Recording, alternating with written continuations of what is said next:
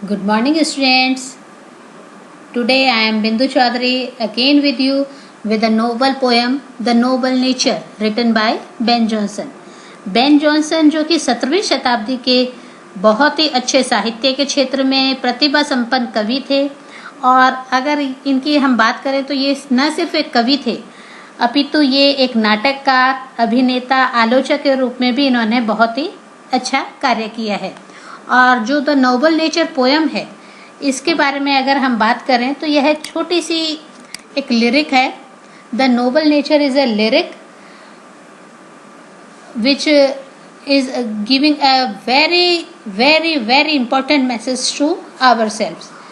Again I am connecting it with teachers, with students, because our target is only achieving the mode of the meaning, why the poet write this poem for ourselves and why it is included in our portion, because we need this thing.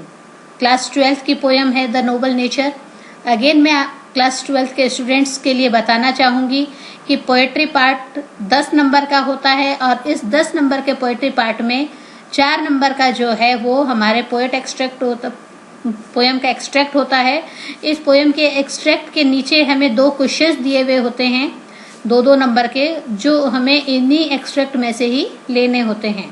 और next question है वो 6 number का होता है। 4 हमें short questions दिए हुए होंगे, उन 4 शॉर्ट क्वेश्चंस से हमें कोई भी 3 प्रश्न करने होंगे 2 नंबर के। तो हम पोएट्री पार्ट को अगर बहुत अच्छे से कर लेते हैं तो हमारे ये 10 नंबर हम इजीली सिक्योर कर सकते हैं। Okay, we are starting from the poem the noble nature. It is not growing like a tree, in bulk doth make man better be. यहाँ पे जो बेन जॉनसन है, इन्होंने ये आर्केइक वर्ड्स यूज करते हैं। यहाँ पे डॉथ वर्ड भी आर्केइक वर्ड है, और जहाँ पे अपन एक अलग तरह की इंग्लिश की बात करते हैं तो यहाँ पे हमारी जो नेचुरल इंग्लिश जो हम यूज करते हैं वह इंग्लिश के अलावा भी बेन जॉनसन ने अपनी बाकी कविताओं में भी ऐसे वर्ड्स, आर्केइक वर्ड्स को यूज करने की कोशिश की है। It is not growing like a tree, एक पेड़ के समान, एक वृक्ष की भांति बड़ा होना ही किसी भी मनुष्य के लिए श्रेष्ठ नहीं होता, बड़ा नहीं होता। In bulk doth make man better B, bulk का मतलब होता है कि बहुत ही बड़ी क्वांटिटी में, बहुत ही बड़ा, जो हम लठ कहते हैं, लकड़ी का लट्ठा कहते हैं, उसके लिए है। और बोले कि एक बहुत ही बड़ा लकड़ी के लट्ठे की तरह अगर हम बड़े लंबे चौड़े हो जाए तो क्या यह हमारे लिए बहुत ही अच्छा है। इसको और समझाने के लिए कवि ने फिर वर्ड यूज किए हैं, और standing long and oak 300 years to fall at log at last, dry bald and sere. यहाँ पे जो ओक है, ओक एक बलूत का वृक्ष है, उसके लिए यूज किया गया है। और लॉग, लॉग मीन्स लट्ठा, मैंने आपको बताया पहले भी। ड्राई सूखा, और bald, bald means without leaves bare, बिना पत्तियों का सूखा ठूंठ, जिसे अपन अपनी भाषा में कहें तो ठूंठ की तरह। और सेयर, सेयर मीन्स कि मुरझाया हुआ, एकदम चीथड़े निकले हुए, फटा हुआ, जो पेड़ अपन कहेंगे उसके लिए ये यूज किया गया है। तो और standing long and oak 300 years, 300 साल तक बलूत के वृक्ष की भांति जिंदा रहना। किस तरीके का जिंदा रहना? To fall a log at last, और लास्ट में बिल्कुल सूखे लट्ठे की तरह, ड्राई, एकदम सूखा, बैड, एकदम हम कहें बिना पत्तियों का, पत्तियों रहित, और बिना मुरझाया हुआ, बिना किसी फूल पत्तियों के मुरझाए हुए पेड़ की तरह हम जिंदगी जिए। तो क्या ऐसी जिंदगी हमारे लिए अच्छी होगी? यहाँ पे बेन जॉनसन ने राइमिंग स्कीम का भी यूज किया है, और इसमें राइमिंग स्कीम में उन्होंने वर्ड्स यूज किए हैं। देखिए, ट्री बी, ए, ईयर सीयर, बी। जैसे जैसे आगे चलेगी हमारी पोएम डेवलप होगी, मैं इसको और बताना चाहूँगी। यहाँ पे सबसे पहले तो एक सिमिली भी आई है यहाँ पे। It is not growing like a tree, like तुलना की गई है, तो यहाँ पे लाइक एक सिमिली है। और इसके अलावा यहाँ पे देखिए अ लॉग, लास्ट, यहाँ पे रिपीटेशन हो रहा है, एलिट्रेशन हो रहा है। यहाँ पे एलिट्रेशन का यूज पोएट ने किया है, एलिट्रेशन का यूज यहाँ पोएट कर रहे हैं। सेकंड स्टेंजा इसका है, a lily of a day is fairer far in May. मात्र मई माह के एक दिन के लिए पुष्पित होने वाला फूल लिली जो कि मई माह में खिलता है, उसकी जिंदगी के बारे में बताया गया है। Although it fall and die that night, यद्यपि वह उसी दिन खिलता है और उसी दिन रात को मुरझाकर मर जाता है। It was the plant and flower of light, lily के बारे में ही आगे कवि कह रहे हैं कि यह जो फूल है यह रोशनी का फूल है। क्यों रोशनी का फूल है? क्योंकि यह पूरे दिन अपने देखने वालों को, जो भी लिली फूल को देख रहे हैं, उसकी श्वेत भंगिमाओं को देख रहे हैं। तो श्वेत रंग हमें पता है शांति का प्रतीक है, श्वेत रंग सौंदर्य का भी प्रतीक है और सौंदर्य देखने वालों की नजरों में होता है। और यहाँ पे लिली अपनी एक दिन की सार्थक जिंदगी से हमें यह समझाने की कोशिश कर रही है, खिलो, आगे बढ़ो।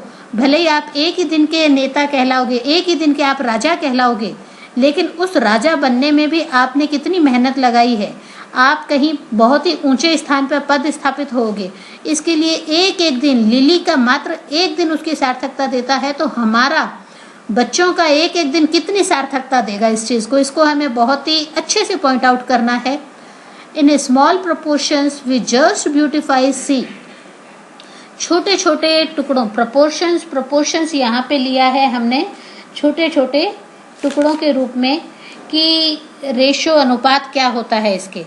वे जस्ट ब्यूटीज का मतलब है कि हम सुंदर वस्तुएं, छोटे छोटे अनुपात में हम जितनी भी सुंदर वस्तुएं देखते हैं, कवि बार बार यही कहना चाहते हैं कि हम जितनी भी सुंदर वस्तुएं देखते हैं उसको देखिए।